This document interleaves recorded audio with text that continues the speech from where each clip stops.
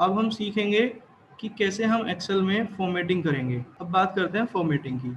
Formatting कैसे करेंगे? तो फॉर्मेटिंग के लिए होम टैब में कुछ टूल्स हैं, इन्हीं टूल्स को यूज़ करके we can format our sheet. मैं एक टेबल बनाने जा रहा हूँ स्टूडेंट डेटा की, तो उसके लिए मुझे ना यहाँ पर लिखना होगा टेबल की मेन हेडिंग, या टेबल में जो भी हम टाइटल देंगे उस टेबल का टाइटल हम लोग लिखेंगे। तो उसके लिए मुझे पहले अपने इन कॉलम्स को ना एक बनाना होगा, मर्ज करना होगा। तो उसके लिए हमारे होम टैब में एक ऑप्शन होता है मर्ज करने के लिए, तो वो होता है ये मर्ज। ठीक है, तो मर्ज में 3 ऑप्शन होते हैं, 4, merge and centre, across, cell और अनमर्ज। ठीक है, तो कैसे करते हैं हम? जितनी सेल्स को हम सेलेक्ट करते हैं, ये देखिए I have selected these cells, और अब मुझे इन सेल्स को मर्ज करना है।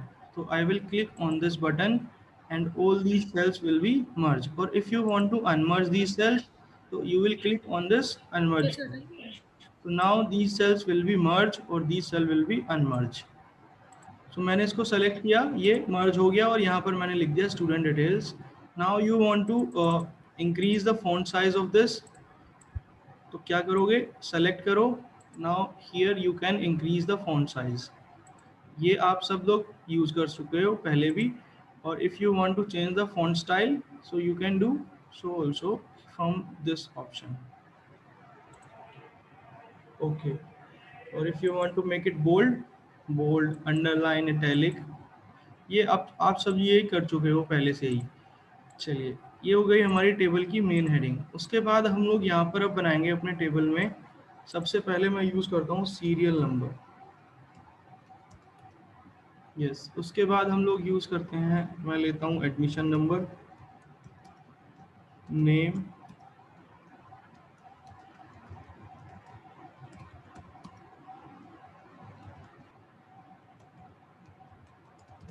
मैंने कुछ मार्क्स ले लिए। अब देखो, अभी अगर आप देख रहे हो तो फॉर्मेटिंग ना कुछ सही नहीं बैठ रही है। ये फादर नेम का नेम कट गया है, मदर नेम का नेम कट गया है। यहाँ पे अगर मैं लिख देता हूँ स्टूडेंट नेम, तो ये देखिए ये कट गया। अब इसको कैसे करेंगे हम? तो इसके लिए भी एक टूल होता है, you can use wrap text here in the alignment section. We have a tool wrap text. Wrap का मतलब होता है जो कंटेंट आपका नीचे छिप जाता है, साइड में चला जाता है उस टेबल में, तो you can wrap that text. Wrap text किया तो ये आ गया।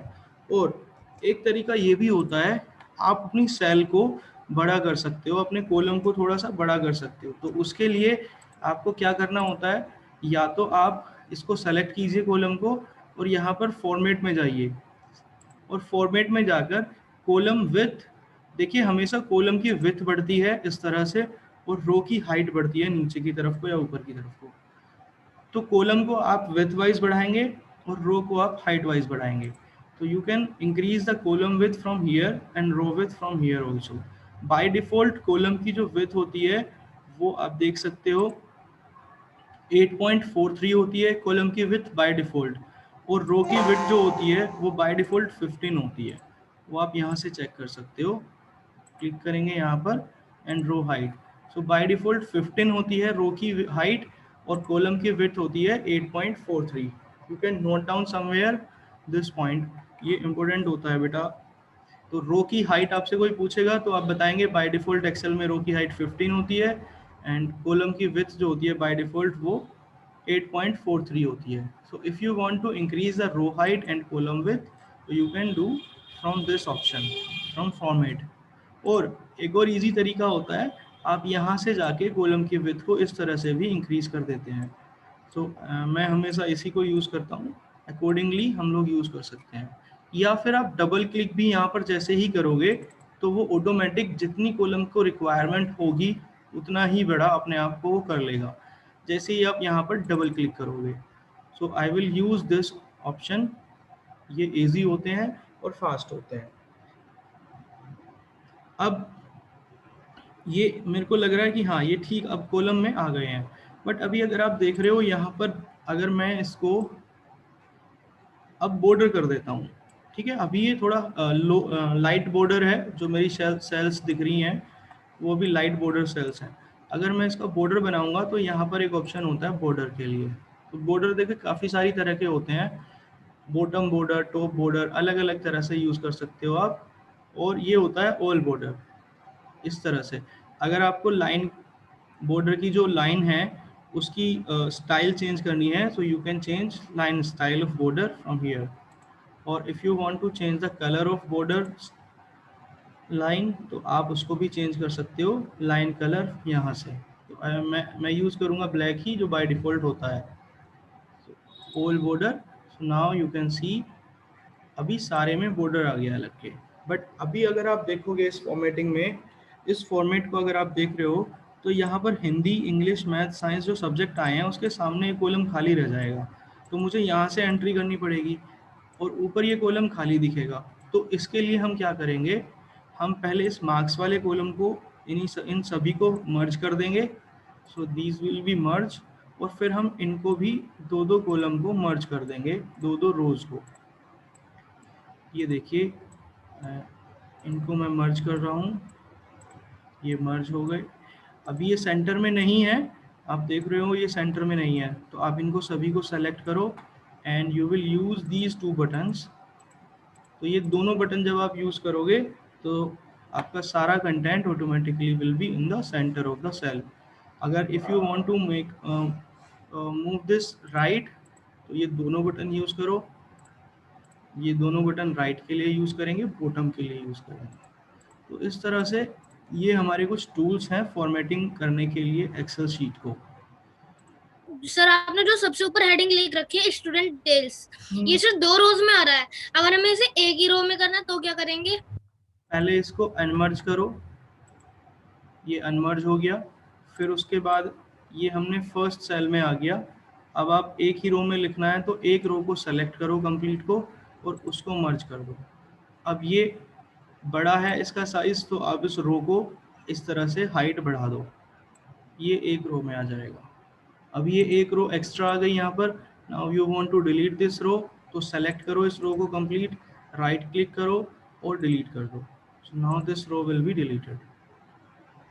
तो सब्जेक्ट्स 5, 6, 7 कितने भी हो सकते हैं। और सब्जेक्ट्स हो गई आपकी मेन हेडिंग, और मार्क्स हो गई आपके ये जो सब्जेक्ट हो गए आपके इंग्लिश, हिंदी, मैथ्स, ये हो गए सब्जेक्ट्स की सब हेडिंग। तो उसके लिए जिससे कि इजीली अंडरस्टैंड हो जाए, उसके लिए अगर मैं डायरेक्टली ऊपर लिख देता हिंदी, इंग्लिश, मैथ्स, तो समझ में तो आ जाता तब भी। लेकिन यहाँ पर ये थोड़ा सा और क्लियर हो गया कि ये सब्जेक्ट्स हैं। उसके लिए मैंने क्या किया कि मेरी 2 रो मैंने ली थी। फर्स्ट रो में मैंने सब्जेक्ट लिख दिया और सेकंड रो में मैंने अपने सब्जेक्ट्स के नेम लिख दिए। अब उसको इक्वल करने के लिए, क्योंकि मेरी हेडिंग इतनी ही होनी चाहिए, उसको इक्वल करने के लिए तो जो बाकी हेडिंग्स थी मेरी, ये सीरियल नंबर, एडमिशन नंबर, ये एक रो में लिखे हुए थे इस तरह से। तो इसलिए ये अलग अच्छे नहीं लगते, यहाँ पर ये फॉर्मेटिंग बिगड़ जाती। उसकी वजह से मैंने इसको मर्ज कर दिया, जिससे कि ये इक्वल दिखाई दे यहाँ पे। ठीक है, ये इसलिए यूज़ किया। अब चलो एक और चीज़ आपको दिखाता हूँ। You can make your heading in some angles, on some angles also. आप अपनी हेडिंग को किसी भी एंगल पर भी कर सकते हो। तो ये अलाइनमेंट के टूल में होता है सब कुछ। ठीक है, how you can do this. इसके लिए आपको क्लिक करना होगा यहाँ पर, जो ये ए बी वाला बटन आपको मिल रहा है। इस ए बी वाले बटन पर जब आप क्लिक करोगे तो यहाँ पर देखो आ रहा है angle counter clockwise, like this. So now your admission serial number is like diagonally in your cell. अगर आपको अब ये इसी तरह से, अगर आपको सभी को इसी तरह से करना है, तो now you can use this. ये देखिए, ये बन गए आपके। If you want to use this like, तो आपके ऐसे भी बन जाएंगे। या फिर आप सबसे लास्ट में क्लिक कीजिए फॉर्मेट सेल अलाइनमेंट, और यहाँ से आप किसी भी एंगल पर टेक्स्ट को रख सकते हो। देखिए, ये आप माउस से पकड़ के अपने इसको यूज़ कीजिए। अब ये 62 डिग्री के एंगल पर आ जाएगा इस तरह से। अगर आपको इसका कलर बैकग्राउंड करना है हेडिंग का, so from here in the font section we can make it coloured background like this. तो ये हमारा कलर्ड बैकग्राउंड हो गया। अगर आपको टेक्स्ट का कलर चेंज करना है तो like this you can change the text colour also.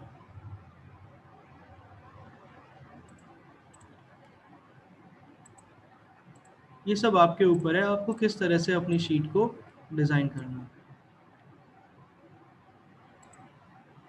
बेटा समझ में आ रहा है आपको? Yes yes sir. Yes sir. ठीक है, चलिए तो अब यस सर। फॉर्मेटिंग करना, ये वाले टूल्स थे कुछ, इन टूल्स को हम यूज़ कर सकते हैं। फ़ॉन्ट के टूल्स हैं, एंड देखिए यहाँ से आप अगर किसी का भी फ़ॉन्ट बढ़ाना है तो यहाँ से आप इंक्रीज़ कर सकते हो, इससे आप डिक्रीज़ कर सकते हो, ये देख रहे हो आप डायरेक्टली। और अब आगे चलते हैं नंबर वाले टैग फॉर्मेटिंग में। तो नंबर में क्या होता है, देखो सबसे पहले मैंने यहाँ पे लिखा एक नंबर, ठीक है। इसके लिए मैं आपको एक वीडियो भेजूंगा सीक्वेंशियल सर्च। जैसे मैं यहाँ पे नंबर लिखा 1 और 2 एंड देन मैंने इसको ड्रैग किया, ये देखिए इस तरह से ड्रैग कर दिया तो अपने आप ही 1 2 3 4 5 6 इस तरह से आ गया। कैसे किया ये फिर से ध्यान से देखो, पहली सेल में 1 लिखा, दूसरी सेल में 2 लिखा, ठीक है। अब इन दोनों को सेलेक्ट किया माउस से और फिर कॉर्नर में आकर देखो यहाँ पर प्लस का सिंबल बड़ा दिख रहा है और जैसे ही मैं कॉर्नर में जाऊंगा प्लस का सिंबल छोटा हो जाता है। और फिर मैं यहाँ से आके इसको इस तरह से ड्रैग कर देता हूँ, माउस से क्लिक किया और ड्रैग कर दिया। तो जहाँ तक मैं इसको ड्रैग करूँगा वहाँ तक ये ड्रैग होते चला जाएगा एक एक नंबर के डिफरेंस से, क्योंकि 1 और 2 के बीच में एक नंबर का डिफरेंस था। Same if you want to make 2 difference, अगर 1 और 2 एक टेबल आपको यूज़ करनी है, like here is 3 and here is 3 and here is 6, तो लाइक अभी मैं इसको ड्रैग करूंगा बेटा तो ये 3 का एक टेबल बन जाएगा लाइक दिस।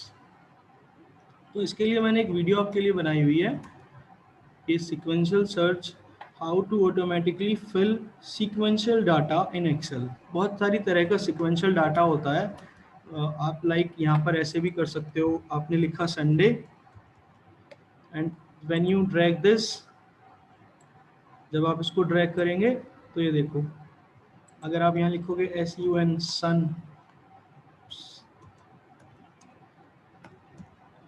तो ये काफ़ी सारी तरह का सीक्वेंशियल डाटा होता है। अगर आप जनवरी फरवरी लिखोगे तो मैंने लिख दिया जनवरी JN, अगर इसको ड्रैग करोगे तो ये इस तरह से आ जाएगा। तो इस तरह से ना कई सारी तरह का सीक्वेंशियल डाटा होता है, वो मैंने आपके लिए एक वीडियो बनाई है उसकी, तो मैं यहाँ पर लिख देता हूँ 1 2 3 यही सब चीज़ें।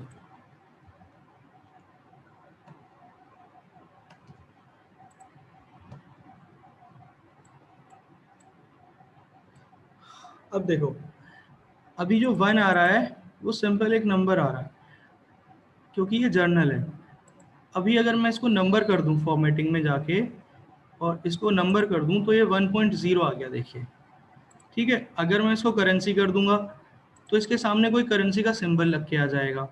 Now by default currency symbol Excel में जो होता है वो डॉलर होता है। If you want to change this symbol तो what you have to do is you have to click on this arrow button on the number tab.